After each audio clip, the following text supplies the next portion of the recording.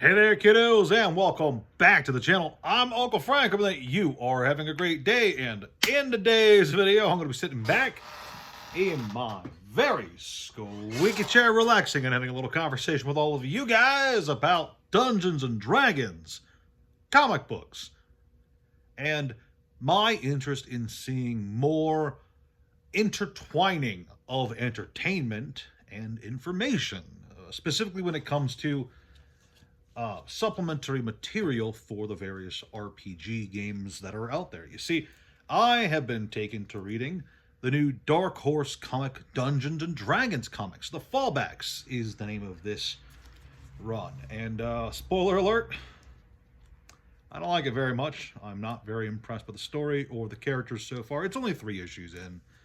So who knows, maybe I'll come around to it. Maybe I'll end up liking it by the end. But so far, it's not wowed me. But what has impressed me, at least to some degree, is the fact that at the end of the comics, not so much the first one, but at the end of the comics, there have been additional rules for Dungeons and Dragons at the end of the comics. Issue 1 just has a dragon language font translator thing. It's very silly, very simple, but flavorful, I suppose. The second issue has a full stat block for the dragon from the story. That's pretty neat. And issue number 3 has a small set of magical items for you to include in your Dungeons and Dragons game. And that, I think, is really cool, really fun, and really something that I wish was included more in Dungeons and Dragons supplementary material. We do get it from time to time, just so we're clear.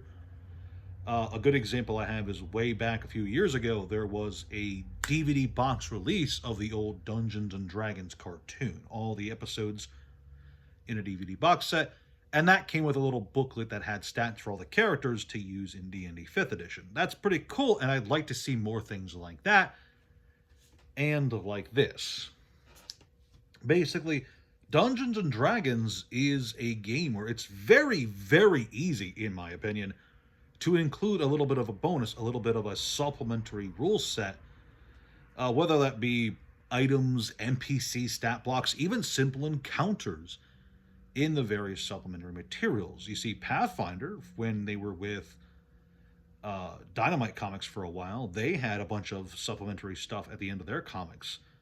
Sometimes it was as simple as just a few magical items, but sometimes it was a full-on encounter that you could easily run in a game of the Pathfinder role-playing game. That's some pretty cool stuff, and it's part of the biggest appeal, I think, that the comics had to me. Those comic lines, their stories were never super crazy. There was one storyline that I did quite like a lot, but for the most part, I was picking up those comics for the extra supplementary material to use as a game master in my own Pathfinder adventure games.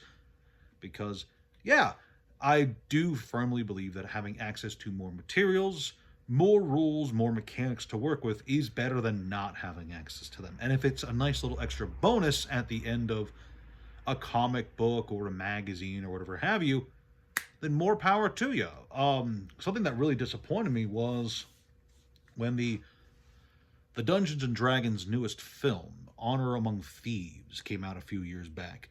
There was like no extra supplementary material for it. There was no thin books, thick books, etc. produced for the movie, which I thought was a shame because honestly, that was quite a fun movie. I went into that one with very low expectations and came out of it quite happy that I went to see it, if we're being completely honest. I quite enjoyed that film for what it was. It was a very fun, enjoyable fantasy adventure. And then I was surprised that, to my knowledge, unless I'm missing something, the only like supplementary material, cross-promotional material the movie got was that the characters were turned into Magic the Gathering cards. I thought that was quite a shame, just so we're clear.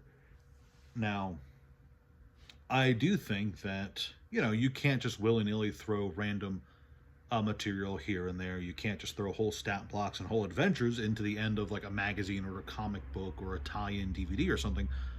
But I do believe that if you are putting out ancillary material to advertise your game, and that's what a lot of these are, comic books, like these comic books, the TV show, was it Stranger Things from like a bazillion years ago? That was on Netflix, right? You know, if you're putting out a bunch of ancillary material that you're using to advertise your game, and that's what these things are, you know, movies, TV shows, comic books, novels, there, I believe it is in your best interest to also throw in just a little bit of something extra to not only entice new players with the fact that what they've purchased comes with a few extra rules, mechanics for the game they might be interested in, but also gets those ingrained players, the people who've been there for a while, to go out and grab that extra material as well.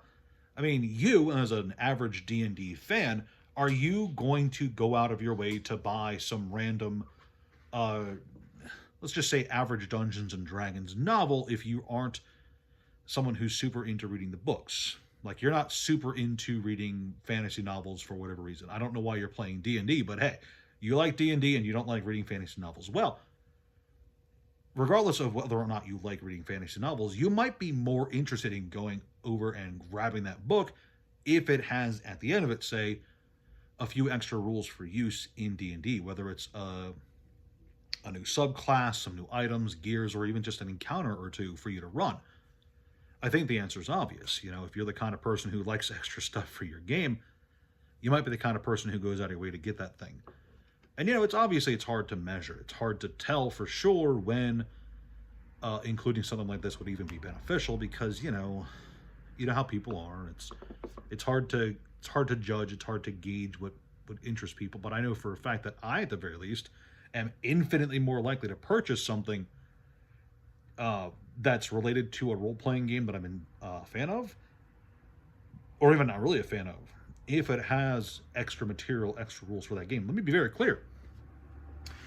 I'm not a fan of Dungeons & Dragons 5th edition. I don't play Dungeons & Dragons 5th edition, but these comics I went out of my way to grab because they had a bit of extra material in them for D&D 5th edition on the off chance that I ever do get around to playing it. Sure, it's nothing crazy, it's nothing impressive. Like I said, it's just a big stat block for a dragon, some magic items. So far, nothing crazy. But that's the kind of practice that I want to support. That's the kind of stuff that I want to see more of in printed material, supplementary material for the games that I enjoy. Like I said, Pathfinder did it for the longest time. I think Vampire the Masquerade had it for a bit. With their fanzines. Although I guess that was third-party publishing, so it doesn't really count. But yeah, it's the kind of thing that I want to see more of, basically. It's the kind of thing that, you know, the world of tabletop role-playing games is becoming so digital in recent years. And I think it's a shame that a lot of print media has kind of fallen by the wayside. I've talked about this forever ago at the start of the channel, how I miss physical publication magazines. You know, I've got like Dragon magazine and Scry magazine up on the shelf up there, and I do miss those monthly publication subscription magazines where, you know, you're a fan of D&D or Pathfinder or whatever, and you get just a nice little bonus physically delivered to you monthly. That's kind of cool stuff. I miss stuff like that. I miss all the little articles, reading through it for D&D. I miss Dragon magazine for D&D, Dragon magazine for Magic the Gathering, and then Wayfinder for Pathfinder. If I recall correctly, those are the name of the magazines. I'm very forgetful before you guys say anything to me. I'm old, I'm forgetful, it is what it is. But yeah, it's the kind of thing I miss. It's the kind of thing I want to support more. It's the kind of thing that I wish more publisher companies for the various RPGs out there would do more of. And I know that there is some of it out there, like I said. You know, this does exist, so there's clearly some of it out there, some desire for it. And I just want to say that I hope that I see more of it. So that's my rant for the day. That's my ramble video for the day. Hope you guys enjoyed. Hope you guys learned something. The thing you learned is that Uncle Frank wants more printed D&D bonus content. That's the lesson for today. Thank you guys so much for watching. Please like, share, subscribe, all that jazz. The Discord, the Patreon, the TCG player link all below. See you guys next time. Ciao.